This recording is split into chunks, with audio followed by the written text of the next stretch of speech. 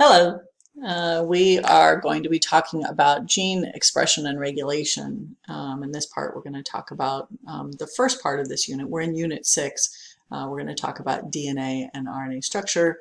We're going to review a little bit about DNA and RNA structure, how they're different, talk a little bit about how they're the same. We're also going to talk about DNA structure in prokaryotes and eukaryotes. And we're also going to review very quickly Chargaff's rule, or Chargaff's ratios is another way that it's called, or another thing that it's called. We're also going to talk about what a plasmid is. So let's get started.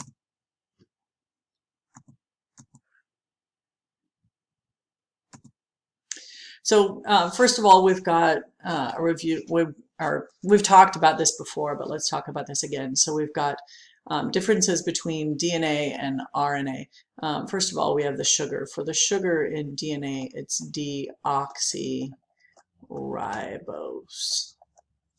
And for RNA, it's just ribose.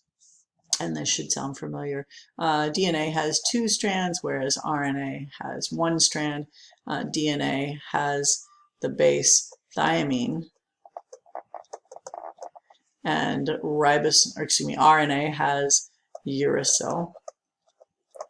Now, some ways that they are the same is both DNA and RNA have cytosine, guanine, and both have adenine, so those are still the same. They're both made of nucleotides. They are both nucleic acids. So those are some commonalities between the two. Again, they're both made of nucleotides. They're both a type of nucleic acid, and they both have 3 of the same bases. They have guanine, cytosine, and adenine. So those are all 3 the same, and there's differences on the screen for you between the two. So DNA structure in prokaryotes and eukaryotes. Genetic information is stored and transmitted from generation to generation, usually as DNA, but there are some that have their basic genetic information as RNA, such as viruses, like the virus that the world is dealing with right now. So when we look at a eukaryotic cell. A eukaryotic cell has a nucleus, as you can see here.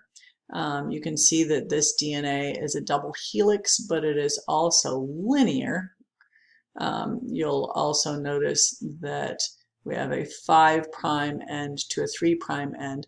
So we've created this 5' to 3' mRNA. So this process is called transcription. Then we do a little bit of editing on this, which we'll talk about to create mRNA. Then the mRNA leaves the nucleus, goes to the ribosomes. That's what these little yellow things are, and this mRNA is then translated.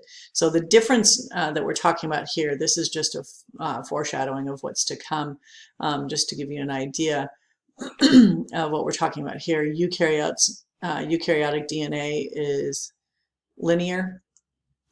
There are multiple chromosomes that are, again, linear.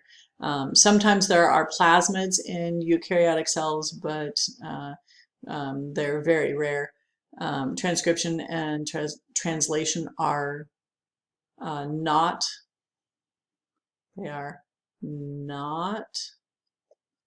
coupled. That'll make sense in just a minute when we talk about prokaryotic DNA. So if you look over here, we've got prokaryotic DNA. You'll notice that it is circular. You'll notice that it's one big circle. It's still double helix, but it's circular. There's no beginning, no end. There's usually one circular DNA. Then there can be other plasmids floating around in the cell, and they would also be a double helix. There can be multiple plasmids. They're pretty common in a prokaryotic cell. A plasmid is a small circular double-stranded extra chromosomal piece of DNA, and we'll talk more about some details about a plasmid. The transcription and translation are coupled. I've gotten these two backwards on this PowerPoint. And what that means is you can see that the mRNA does not have to be completely made before the process of translation occurs. So transcription can be going on, building the mRNA, and translation can be going on at the same time as this mRNA is being built. So you can see that these proteins are already being built before the mRNA is even completely finished being made. We've talked a bit about Chargaff, but let's put this down on paper. So we've got Chargaff's rule, which is also called Chargaff's ratio. And the rule simply states the amount of adenine is roughly equal to the amount of thymine. And you'll notice there, when you see percentages of these, the percents are pretty close to each other. They're very rarely exactly the same. So if you see these numbers and they're slightly different than each other, don't let that mess with you. Just make sure that they're pretty close to each other, within a percent or two. Again, the same is for guanine and cytosine. They are equal amounts or equal percentages as well. So again, adenine and thymine have equal percents. Guanine and cytosine have equal percents.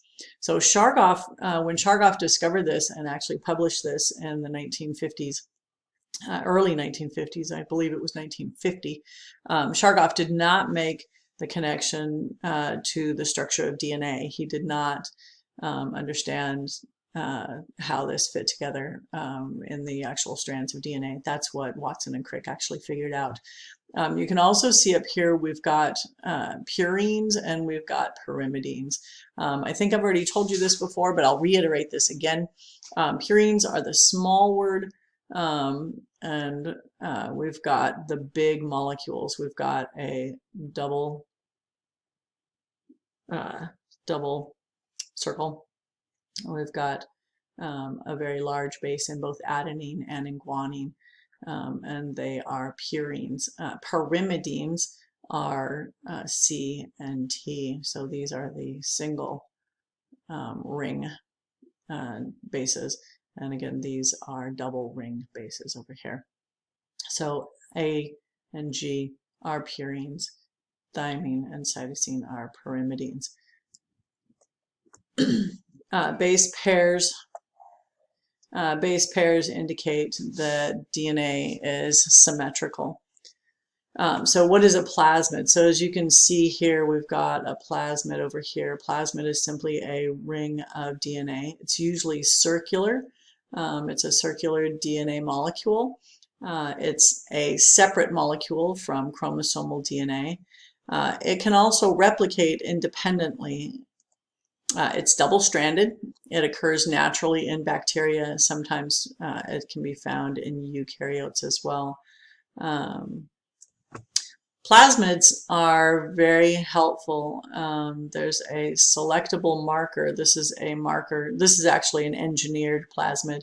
There's an antibiotic-resistant gene here, which can be useful for the creator of this plasmid. The origin of replication is here. This is the gene that's actually been inserted that the scientist is actually going to need. This is the gene that the scientist is actually working with right here, from there to there. And what they do is they create a plasmid where there's a gene that will produce the protein thereafter. We'll talk about this in a bit more detail. There's a promoter that's here. This is a restriction site here and here. This is where this plasmid was cut open in order to be able to insert this gene. This is actually was actually originally cut open by something called a restriction enzyme. And we'll talk a bit about that as we go through the unit. So that's it, and I will see you on the next video.